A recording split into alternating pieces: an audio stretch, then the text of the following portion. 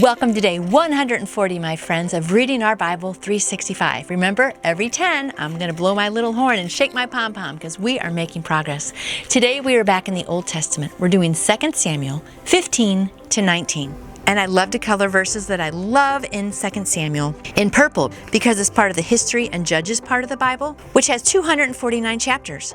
2 Samuel has 24 chapters. 2 Samuel chapter 15, Absalom's conspiracy.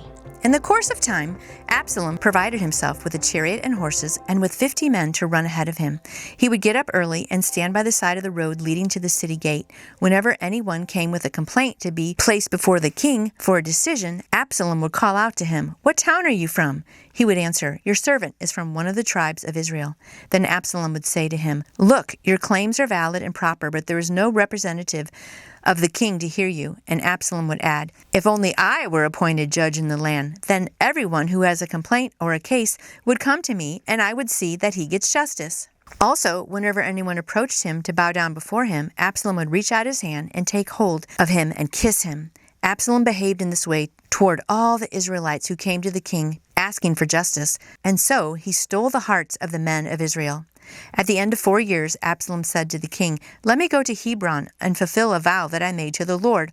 While your servant was living in Geshur in Aram, I made this vow. If the Lord takes me back to Jerusalem, I will worship the Lord in Hebron." So the king said to him, "Go in peace." So he went to Hebron. Then Absalom sent secret messengers throughout the tribes of Israel to say, "As soon as you hear the sound of trumpets, then say, 'Absalom the king is in Hebron.'" 200 men from Jerusalem had accompanied Absalom. They had been invited as guests and went quite innocently, knowing nothing about the matter. While Absalom was offering sacrifices, he also went for Ahithophel, the Gilonite, David's counselor, to come from Gilo, his hometown. And so the conspiracy gained strength, and Absalom's following kept increasing. David flees. A messenger came and told David, "The hearts of the men of Israel are with Absalom."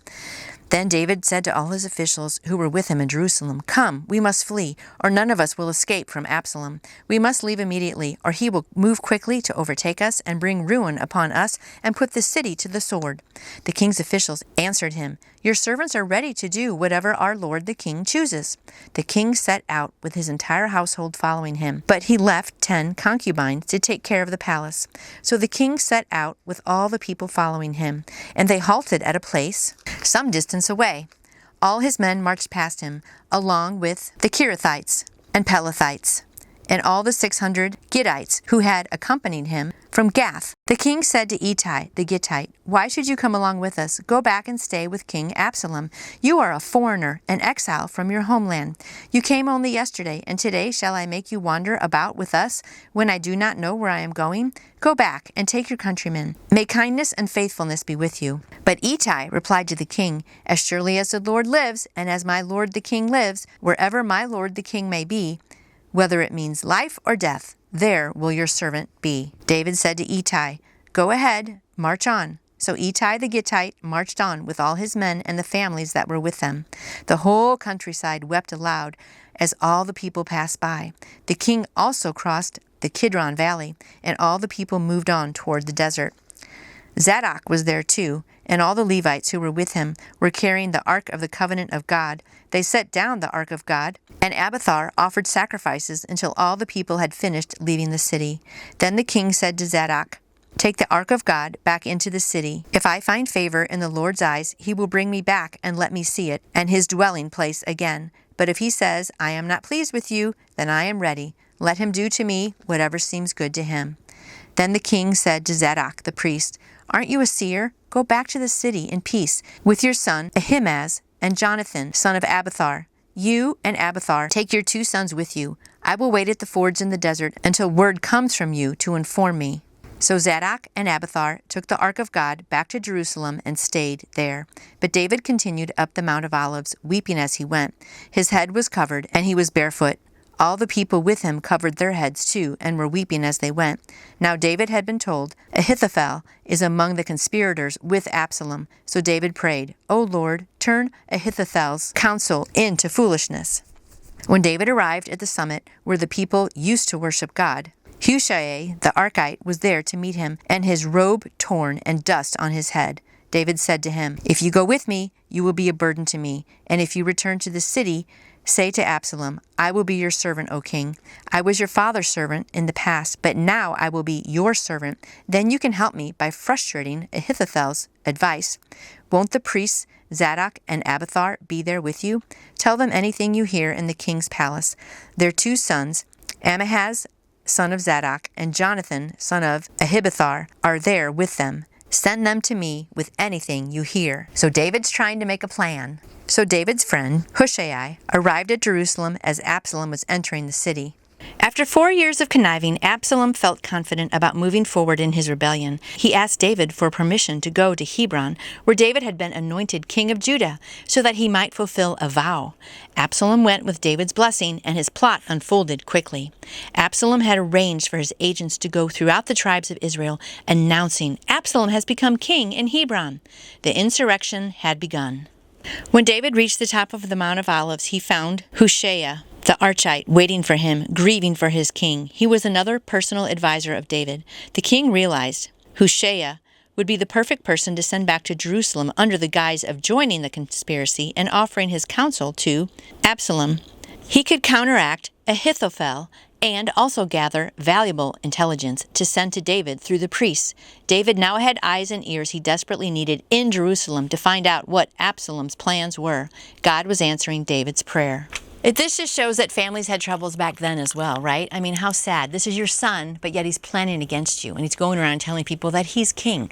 And it's just so sad for David. So it just kind of gives me comfort, though, when our family has problems sometimes. It's like, well, all families have problems, right? But we always just need to keep looking to God and praying for people in our families that are maybe distant or plotting against us or whatever, because God will give us the strength we need if we turn to him. 2 Samuel 16, David and ZIBIA. When David had gone a short distance beyond the summit, there was ZIBIA, the steward of Mephibosheth, waiting to meet him. He had a string of donkeys saddled and loaded with 200 loaves of bread, 100 cakes of raisins, 100 cakes of figs, and a skin of wine. The king asked ZIBIA, "Why have you brought these?" ZIBIA answered, "The donkeys are for the king's household to ride on. The bread and fruit are for the men to eat, and the wine is to refresh those who become exhausted in the desert." The king then asked, "Where is your master's grandson?" ZIBIA said to him, "He is staying in Jerusalem because he thinks, 'Today the house of Israel will give me back my grandfather's kingdom.'" Then the king said to ZIBIA, "All that belonged to Mephibosheth is now yours." "I humbly bow," ZIBIA said. "May I find favor in your eyes, my lord the king." Shimei curses David. As King David approached Bahurim, a man from the same clan as Saul's family came out from there. His name was Shimei, son of Gera, and he cursed as he came out. He pelted David and all the king's officials with stones, though all the troops and the special guard were on David's left and right. As he cursed, Shimei said, get out, you man of blood, you scoundrel. The Lord has repaid you for all the blood you shed in the household of Saul, in whose place you have reigned. The Lord has handed the kingdom over to your son Absalom. You have come to ruin because you are a man of blood." Abishai, son of Zeruiah, said to the king, "Why should this dead dog curse my lord the king? Let me go over there and cut off his head." But the king said, "What do you and I have in common, you sons of Zeruiah? If he is cursing because the Lord said to him, 'Curse David,' who can ask, 'Why do you do this?'" David then said to Abishai and all his officials, "My son, who is one of my own flesh, is trying to take my life. How much more then this Benjamite? Leave him alone. Let him curse, for the Lord has told him to. It may be that the Lord will see my distress and repay me with good for the cursing I am receiving today." Out here on the side, I say, take rejection. So David and his men continued along the road while Shimei was going along the hillside opposite him, cursing as he went and throwing stones at him and showering him with dirt. Can you imagine this guy's like throwing stones and cursing? The king and all the people with him arrived at their destination exhausted, and there he refreshed himself. The advice of Hushai and Ahithophel. Meanwhile, Absalom and all the men of Israel came to Jerusalem, and Ahithophel was with him. Then Hushai, the Archite, David's friend, went to Absalom and said to him, "Long live the king! Long live the king!" Absalom asked Hushai, "Is this the love you show your friend? Why didn't you go with your friend?" Hushai said to Absalom, No, the one chosen by the Lord, by these people, and by all the men of Israel, his I will be, and I will remain with him. Furthermore, whom shall I serve? Should I not serve the son? Just as I served your father, so I will serve you. Absalom said to Ahithophel, Give us your advice. What should we do? Ahithophel answered, Lie with your father's concubines, whom he left to take care of the palace. Then all Israel will hear that you have made yourself a stench in your father's nostrils, and the hands of everyone with you will be strengthened. So they pitched a tent for Absalom on the roof, and he lay with his father's concubines in the sight of all of Israel. Can you even imagine that? Now, in those days, the advice Ahithophel gave was like that of one who inquires of God. That is how both David and Absalom regarded all of Ahithophel's advice. Chapter 17. Ahithophel said to Absalom, I would choose 12,000 men and set out tonight in pursuit of David. I would attack him while he is weary and weak. I would strike him with terror, and then all the people with him will flee. I would strike down only the king and bring all the people back to you. The death of a man you seek will mean the return of all. All the people will be unharmed. This plan seemed good to Absalom and to all the elders of Israel. But Absalom said, Summon also Hushai the Archite, so we can hear what he has to say. When Hushai came to him, Absalom said, Ahithophel has given his advice. Should we do what he says? If not, give us your opinion. Hushai replied to Absalom, The advice Ahithophel has given is not good this time. You know your father and his men. They are fighters, and as fierce as a wild bear robbed of her cubs. Because your father is an experienced fighter, he will not spend the night with the troops. Even now he is hidden in a cave or some other place. If he should attack your troops first, whoever hears about it will say, There has been a slaughter among the troops who follow Absalom. Then even the bravest soldier, whose heart is like the heart of a lion, will melt with fear, for all Israel knows that your father is a fighter, and that those who are with him are brave. So, I advise you, let all Israel, from Dan to Beersheba, as numerous as the sand on the seashore, be gathered to you, with you yourself leading them into battle. Then they will attack him wherever he may be found, and we will fall on him as dew settles on the ground. Neither he nor any of his men will be left alive. If he withdraws into a city, then all Israel will bring ropes to that city, and we will drag it down to the valley until not even a piece of it can be found. Absalom and all the men of Israel said, The advice of Hushai the Archite is better than that of Ahithophel, for the Lord had determined to frustrate the good advice of Ahithophel in order to bring disaster on Absalom. Hushai told Zadok and Abiathar, the priests, Ahithophel has advised Absalom and the elders of Israel to do such and such, but I have advised them to do so and so. Now send a message immediately and tell David, Do not spend the night at the fords in the desert. Cross over without fail, or the king and all the people with him will be swallowed up. Jonathan and Ahimaaz were staying at En-Rogel. A servant girl was to go and inform them, and they were to go and tell King David, for they could not risk being seen entering the city. But a young man saw them and told Absalom. So the two of them left quickly and went to the house of a man in Bahurim. He had a well in his courtyard, and they climbed down into it. His wife took a covering and spread it over the opening of the well and scattered grain over it. No one knew anything about it. When Absalom's men came to the woman at the house, they asked, Where are Ahimaaz and Jonathan? The woman answered, They crossed over the brook. The men searched, but found no one, so they returned to Jerusalem. After the men had gone, the two men climbed out of the well and went to inform King David. I love little plots like that. They're so creative. After the men had gone, the two climbed out of the well and went to inform King David. They said to him, Set out and cross the river at once. Ahithophel has advised such and such against you. So David and all the people with him set out and crossed the Jordan. By daybreak, no one was left who had not crossed the Jordan. When Ahithophel saw that his advice had not been followed, he saddled his donkey and set out for his house in his hometown. He put his house in order, and then he hanged himself. So he died and was buried in his father's tomb. David went to Mahanaim, and Absalom crossed the Jordan with all the men of Israel. Absalom had appointed Amasa over the army in place of Joab. Amasa was the son of a man named Jether, an Israelite, who had married Abigail, and the daughter of Nahash, and the sister of Zeruiah, the mother of Joab. The Israelites and Absalom camped in the land of Gilead. When David came to Mahanaim, Shobai, son of Nahash, from Reba, and the Ammonites, and Machar, son of Ammiel, from Lo-debar, and Barzillai, the Gileadite, from Rogelim, brought bedding and bowls and articles of pottery. So they brought wheat and barley, flour and roasted grain, beans and lentils, honey and curds, sheep and cheese from cow's milk, for David and his people to eat. For they said, the people have become hungry and tired and thirsty in the desert. I just love how God's providing for him with all these other people. 2 brave men delivered the message to David, and his party crossed the Jordan to safety. The opportunity that Ahithophel had sought was gone. The counselor became distraught when he realized that his advice had not been followed. As a result, he committed suicide. There was no overreaction to having his advice rebuffed. Ahithophel could see the writing on the wall. He knew that Absalom was a fool for preferring Hushai's plan. It would only be a matter of time before David regained the throne, and when that happened, Ahithophel would be executed for rebellion. He preferred to die in his own way.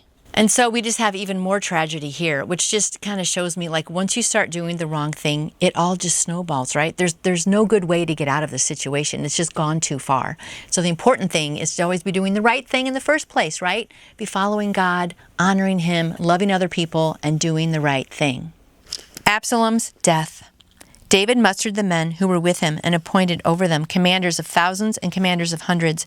David sent the troops out, a third under the command of Joab, a third under Joab's brother Abishai, the son of Zeruiah, and a third under Ittai, the Gittite. The king told the troops, I myself will surely march out with you. But the men said, you must not go out. If we are forced to flee, they won't care about us. Even if half of us die, they won't care. But you are worth 10,000 of us. It would be better now for you to give us support from the city. The king answered, I will do whatever seems best to you. So the king stood beside the gate while all the men marched out in units of hundreds and of thousands. The king commanded Joab, Abishai, and Ittai, be gentle with the young man Absalom, for my sake. And all the troops heard the king giving orders concerning Absalom to each of the commanders. The army marched into the field to fight Israel, and the battle took place in the forest of Ephraim. There the army of Israel was defeated by David's men, and the casualties that day were great, 20,000 men. The battle spread out over the whole countryside, and the forest claimed more lives that day than the sword. Now Absalom happened to meet David's men. He was riding a mule, and as he was riding, the mule went under the thick branches of a large oak. Absalom's head got caught in the tree. He was left hanging in midair, while the mule he was riding kept on going. When one of the men saw this, he told Joab, I saw Absalom hanging in an oak tree. Joab said to the man who told him, What? You saw him? Why didn't you strike him to the ground right there? Then I would have had to give you 10 shekels of silver and a warrior's belt. But the man replied, Even if 1,000 shekels were weighed out in my hands, I would not lift my hand against the king's son. In our hearing, the king commanded you and Abishai and Ittai, protect the young man Absalom for my sake. And if I had put my life in jeopardy and nothing is hidden from the king, you would have kept your distance from me. Joab said, I am not going to wait like this for you. So he took 3 javelins in his hand and plunged them into Absalom's heart, while Absalom was still alive in the oak tree. And the 10 of Joab's arm-bearers surrounded Absalom, struck him, and killed him. Then Joab sounded the trumpet, and the troops stopped pursuing Israel, for Joab halted them. They took Absalom, threw him into a big pit in the forest, and piled up a large heap of rocks over him. Meanwhile, all the Israelites fled to their homes. During his lifetime, Absalom had taken a pillar and had erected it in the king's valley as a monument to himself, for he thought, I have no son to carry on the memory of my name. He named the pillar after himself, and it is called Absalom's Monument to this day. David mourns. Now, Ahimaaz, son of Zadok, said, Let me run and take the news to the king that the Lord has delivered him from the hand of his enemies. You are not the one to take the news today, Joab said. You may take the news another time, but you must not do so today, because the king's son is dead. Then Joab said to a Cushite, Go, tell the king what you have seen. The Cushite bowed down before Joab and ran off. Ahimaaz, son of Zadok, again said to Joab, Come what may, please let me run behind the Cushite. But Joab replied, My son, why do you want to go? You don't have any news that will bring you a reward. He said, Come what may, I want to run. So Joab said, Run. Then Ahimaaz ran by way of the plain and outran the Cushite. While David was sitting between the inner and outer gates, the watchman went up to the roof of the gateway by the wall, and as he looked out, he saw a man running alone. The watchman called out to the king and reported it. The king said, "If he is alone, he must have good news." And the man came closer and closer. Then the watchman saw another man running, and he called down to the gatekeeper, "Look, another man running alone." The king said, "He must be bringing good news too." The watchman said, "It seems to me that the first one runs like Ahimaaz, son of Zadok." "He's a good man," the king said. "He comes with good news." Then Ahimaaz called out to the king, "All is well." He bowed down before the king with his face to the ground and said, "Praise be to the Lord your God. He has delivered up the men who lifted their hands against my lord the king." The king asked, "Is the young man Absalom safe?" Ahimaaz answered, "I saw a great confusion just as Joab was about to send the king's servant and me, your servant, but I don't know what it was." The king said, "Stand aside and wait here." So he stepped aside and stood there. Then the Cushite arrived and said, "My lord the king, hear the good news. The Lord has delivered you today from all who rose up against you." The king asked the Cushite, "Is the young man Absalom safe?" The Cushite replied, "May the enemies of my lord the king and all who rise up to harm you be like that young man." The king was shaken. He went up to the room over the gateway and wept. And as he went, he said, "Oh, my son Absalom, if only I had died instead of you. Oh, Absalom, my son, my son." Next came the inevitable task of telling David that his son was dead. Ahimaaz, son of Zadok, one of David's faithful spies who risked his life for the king, asked Joab for permission to take David what he thought would be good news. But Ahimaaz was too young to know what happened to messengers who brought David that kind of good news.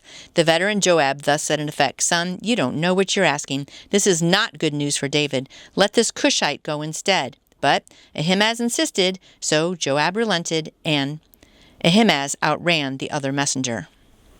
The Cushite delivered the message that Ahimaaz was unwilling to deliver. Undoubtedly, given the manner in which he announced the news, he assumed that David would be overjoyed at what had happened to this young man who rose up against the king with evil intent. He was wrong. David went to his chamber and wept, overwhelmed with grief. He cried, "My son, Absalom, my son, Absalom, if only I died instead of you." David's kingdom had been spared, but his rebel son had not. So Ahimaaz thought that he was going to be delivering good news. What happened several times back when other people brought David news? Remember about Saul and the guy who brought the crown and all that? They thought, "Ooh, we're going to get a reward." Instead, they got killed. So Joab is wise and was telling him, "You know what? This isn't good news. Don't go do this." So that's a little reminder for me. When someone is older and wiser than you might want to listen to them, because very often they have advice because they've lived through something or seen someone else make a mistake. So I love to learn from other people's mistakes. So when someone wise tells me something, I like to listen. 2 Samuel chapter 19. Joab was told, "The king is weeping and mourning for Absalom." And for the whole army, the victory that day was turned into mourning, because on that day the troops heard it said, "The king is grieving for his son." The men stole into the city that day, as men steal in who are ashamed when they flee from battle. The king covered his face and cried aloud, "Oh, my son Absalom! Oh, Absalom, my son, my son!" Then Joab went into the house to the king and said, "Today you have humiliated all your men, who have just saved your life, and the lives of your sons and daughters, and the lives of your wives and concubines. You love those who hate you, and you hate those who love you. You have made it clear today that the commanders and their men mean nothing to you. I see that you would be pleased if Absalom were alive today, and all of us were dead. Now go out and encourage your men. I swear by the Lord that if you don't go out, not a man will be left with you by nightfall. This will be worse for you than all the calamities that have come upon you from your youth until now." So the king got up and took his seat in the gateway. And when the men were told, "The king is sitting in the gateway," they all came before him. David returns to Jerusalem.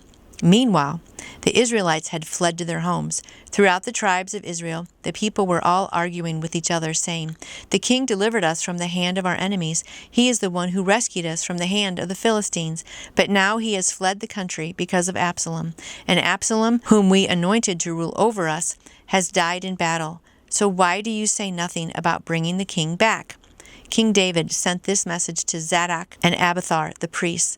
Ask the elders of Judah, why should you be the last to bring the king back to his palace, since what is being said throughout Israel has reached the king at his quarters? You are my brothers, my own flesh and blood, so why should you be the last to bring back the king? Say to Amasa, are you not my own flesh and blood? May God deal with me, be it ever so severely, if from now on you are not the commander of my army in the place of Joab. He won over the hearts of all the men of Judah as though they were one man. They sent word to the king, return, you and all your men. Then the king returned and went as far as the Jordan. Now the men of Judah had come to Gilgal to go out and meet the king and bring him across the Jordan. Shimei, son of Gera, the Benjamite, from Bahurim, hurried down with the men of Judah to meet King David. With him were 1,000 Benjamites, along with ZIBIA, the steward of Saul's household, and his 15 sons and 20 servants. They rushed to the Jordan where the king was. They crossed at the ford to take the king's household over and to do whatever he wished. When Shimei, son of Gera, crossed the Jordan, he fell prostrate before the king and said to him, May my lord not hold me guilty. Do not remember how your servant did wrong on the day my lord the king left Jerusalem. May the king put it out of his mind, for I, your servant, know that I have sinned, but today I have come here as the first of the whole house of Joseph to come down and meet my lord the king. Then Abishai, son of Zeruiah, said, Shouldn't Shimei be put to death for this? He cursed the Lord's anointed. David replied, What do you and I have in common, you sons of Zeruiah? This day you have become my adversaries. Should anyone be put to death in Israel today? Do I not know that today I am king over Israel? So the king said to Shimei, You shall not die. And the king promised him an oath. Mephibosheth, Saul's grandson, also went down to meet the king. He had not taken care of his feet, or trimmed his mustache, or washed his clothes from the day the king left until the day he returned safely. When he came from Jerusalem to meet the king asked him, Why didn't you go with me, Mephibosheth? He said, My lord the king, since I, your servant, am lame, I said, I will have my donkey saddled and will ride on it, so I can go with the king. But Ziba, my servant, betrayed me, and he has slandered your servant to my lord the king.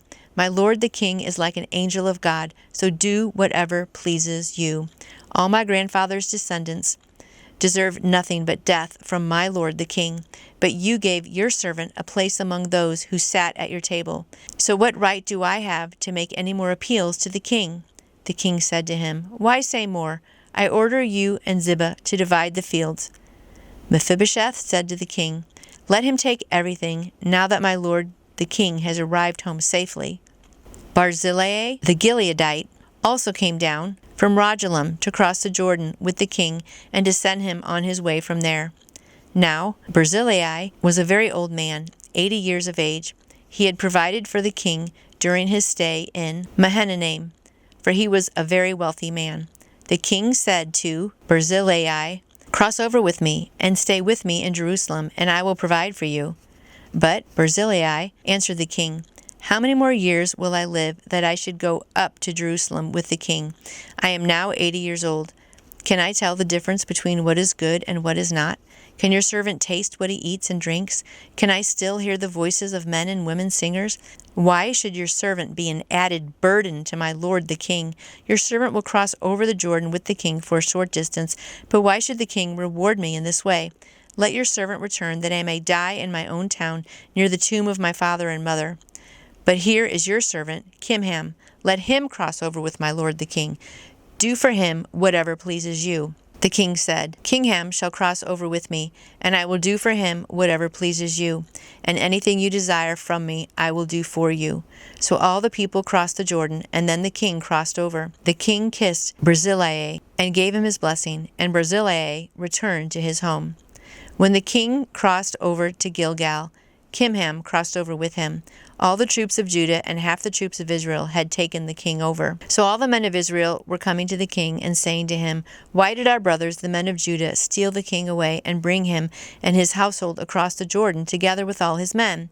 All the men of Judah answered the king of Israel, We did this because the king is closely related to us. Why are you angry about it? Have we eaten any of the king's provisions? Have we taken anything for ourselves? The men of Israel answered the men of Judah, We have 10 shares in the king, and besides, we have a greater claim on David than you have. So why do you treat us with contempt? Were we not the first to speak of bringing back our king?" But the men of Judah responded even more harshly than the men of Israel. All I can say is, what a mess. When he learned that the king was weeping and mourning over Absalom, Joab knew he had to do something. Because of the king's grief, the troops felt as if they had been humiliated in defeat and could not rejoice in victory. Thousands of brave men had just put their lives on the line to save David, his family, and his throne. Likely many had died. Although a parent's grief over the death of a child, even an estranged one, is understandable, David was on the verge of communicating the wrong message to his supporters. With Absalom dead, the northern tribes of Israel faced a dilemma. They had rallied behind Absalom, but with the throne now empty, they had to ask whether they should invite David to return. Opinions were divided.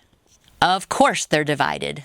Some of the people argued that David had been an effective leader in the past and should be restored, but others were hesitant, possibly because they had backed Absalom and worried about reprisals. So now all this disobedience is even causing more problems because the people who had followed Absalom are like, ooh, what if David found out we were following Absalom and now he's going to think that we're traitors and we're all going to be killed. But the people over here who were supporting David, they're finding out that he's crying because Absalom's dead. And I'm sure soldiers on both sides are going, who's right? Who's wrong? Who's the winner? Who's the loser? What's going on? Which again just shows when you do the wrong thing, it just snowballs, my friend. That's the whole lesson from today. Just don't let things snowball because it never ends well. But still more trouble was brewing. The men of Israel accused Judah of sneaking down to the Jordan to bring David back without telling them. The men of Judah shot back that David was one of their own. But Israel responded that because they had 10 tribes, they had 10 shares in the king and thus a greater claim to David than Judah did. Moreover, Israel had been the first to speak of restoring the king. Old wounds were being reopened and another revolt was brewing. Again, the author of Samuel shows his readers the roots of the nation's coming bitter division. So we made it through this section. And yes, now there's going to be a huge division. And so what? Again, all because one son rebelled. Again, just pray for your families. If you have estranged children, try to get them back. And if you are the one that's causing the problem or maybe have run away, don't just cause a mess, my friends. It just never ends well. And everything just keeps snowballing. So I hope today you've learned that it's okay to say you're sorry and forgive people and really think, is what we're arguing about right now, is it that big of a deal? And most importantly, will it matter in 5 days, 5 months, 5 years from now? Most things don't. So let's just not be angry. Today, let's just choose peace and love and forgiveness, because if we would have done all of those things back then, they wouldn't have had all these problems, but everyone's just digging their heels in. So anyway, I hope today you practice love, peace, and forgiveness. Those are 3 good things. And we'll see you back here again tomorrow as we read more of God's Word. We'll see you then. If you enjoyed this message today, I would appreciate a thumbs up.